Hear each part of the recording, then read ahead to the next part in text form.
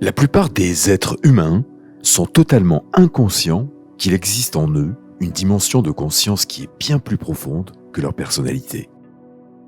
Ils sont en quelque sorte piégés au niveau de la surface de la réalité, et ce n'est pas un endroit particulièrement agréable à vivre. Nous confondons les signes, les mots, les chiffres, les symboles et les pensées avec le monde réel. Nous réagissons plutôt que d'essayer de comprendre. Nous confondons ce que nous possédons avec ce que nous sommes. La plupart des gens préfèrent l'argent aux richesses authentiques, le virtuel plutôt que le réel, la destination plutôt que le chemin.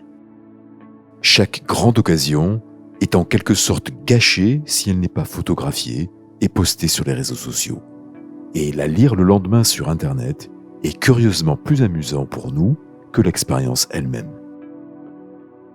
Tous les peuples dits civilisés sont devenus de plus en plus irresponsables et autodestructeurs parce qu'à force de trop penser, ils ont perdu le contact avec la réalité.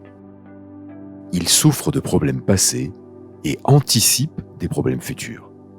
Ils souffrent des plus beaux cadeaux que nous possédons, notre mémoire et notre imagination. Ils souffrent de revivre mentalement ce qu'ils ont fait souffrir des années auparavant ou imaginent le pire scénario possible pour leur futur. Notre cerveau est construit pour survivre, pour prévenir les dangers, mais il est aussi construit pour créer. Voir le côté sombre des choses a sûrement été très utile à nos ancêtres, mais les chances de vous faire attaquer par un lion en sortant aujourd'hui sont extrêmement limitées. Ce que nous sommes, nous les humains, nous pourrions le décrire comme une double nature. Nous avons la chance de disposer d'un mécanisme de survie très utile, mais il nous incombe de distinguer les menaces réelles des menaces imaginaires. Si vous ne le faites pas, vous ressentirez des douleurs et des inquiétudes inutiles qui auront un impact négatif sur votre qualité de vie.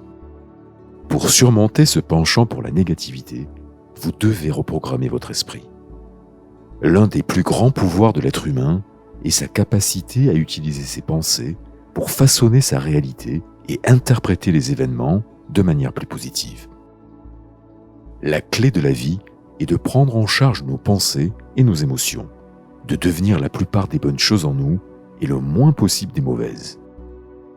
Nous sommes la seule créature sur cette planète qui est totalement désorientée dans son propre environnement. Tous les animaux sont complètement à l'aise dans leur environnement. Ils se fondent dans la nature. Vous et moi sommes totalement désorientés dans notre environnement. On nous a donné des facultés mentales pour créer notre propre environnement, mais nous n'avons jamais appris comment les utiliser. Nous avons la perception, la volonté, la raison, l'imagination, la mémoire et l'intuition. Ces facultés mentales ne sont pas que des mots. Ce sont en fait des facultés mentales que nous pouvons utiliser pour prendre le contrôle de notre monde et créer l'environnement que nous voulons. En fait, nous avons été élevés dans l'ignorance.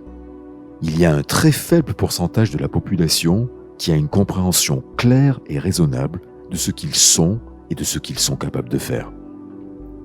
La plupart vivent dans la peur et l'inquiétude, et ceux qui ont compris sont minoritaires. Pourtant, il est vraiment important de comprendre que vous êtes le créateur de votre vie au lieu d'en être la victime. Une victime ressent les choses de la manière suivante. Je me sens comme ça parce que je n'ai pas assez d'argent. C'est pour ça que je me sens comme ça. Ce que ça signifie vraiment, c'est que cette personne porte son attention sur l'argent parce qu'elle n'en a pas. Elle utilise son manque pour réaffirmer sa dépendance à l'argent. La relation avec l'argent est construite sur le manque. Et donc, quand elle n'en a pas, elle se sent mal. Ou encore, c'est la faute de cette personne si je suis comme ça. Elle met la responsabilité sur une autre personne de ce qu'elle ressent elle-même. En fait, ce qu'elle dit vraiment, c'est « Mon environnement extérieur, ma réalité, contrôle la façon dont je pense et la façon dont je me sens. » Vous devez prendre en charge vos pensées. En les prenant en charge, vous contrôlerez aussi vos émotions. Vous devez réaliser que votre histoire actuelle est le résultat d'une forte identification à des personnes, des choses, des croyances ou des pensées. Cette intense identification est à l'origine d'un grand nombre des émotions négatives que vous éprouvez dans votre vie. Par exemple, lorsque quelqu'un remet en cause vos croyances, vous êtes sur la défensive. Ou si la vie ne se déroule pas exactement comme vous voulez, vous vous mettez en colère. En bref, la plupart de vos émotions sont basées sur votre histoire personnelle et sur la façon dont vous percevez le monde. En remplaçant votre histoire actuelle par une histoire plus forte, tout en vous libérant de votre attachement excessif aux choses, aux personnes, aux croyances et aux pensées, vous serez en mesure d'éprouver des émotions plus positives. La respiration pour apprendre à contrôler vos pensées et vos émotions. Vous pouvez rester sans nourriture pendant des jours, mais vous ne pouvez pas survivre plus de quelques minutes sans oxygène. Si la plupart d'entre nous respirons naturellement sans y penser, la vérité est que de nombreuses personnes ne savent pas comment respirer correctement. Par conséquent, elles ne génèrent pas autant d'énergie qu'elles le pourraient. Ces personnes se fatiguent plus facilement que les autres, ce qui affecte leur humeur et les rend plus enclines à éprouver des émotions négatives. Une respiration consciente vous est bénéfique de différentes manières. Ralentir sa respiration permet de réduire l'anxiété. Une respiration rapide, comme la respiration du feu par exemple, vous permet d'évacuer le stress, d'être plus alerte. Aujourd'hui, je vous propose de faire avec moi un exercice de respiration simple que je vous recommande de pratiquer chaque jour. Je vous dis souvent qu'il faut au minimum 21 jours pour changer une habitude. Une récente recherche de Harvard montre que, en fait, les habitudes peuvent se changer en fonction de votre niveau de conscience.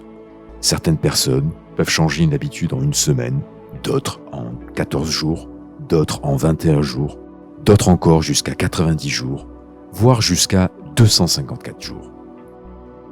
Donc si vous voulez changer une habitude et vous sentir mieux dans votre peau, je vous conseille de pratiquer jusqu'à ce que vous ressentiez réellement une différence et ensuite continuer à pratiquer pour maintenir.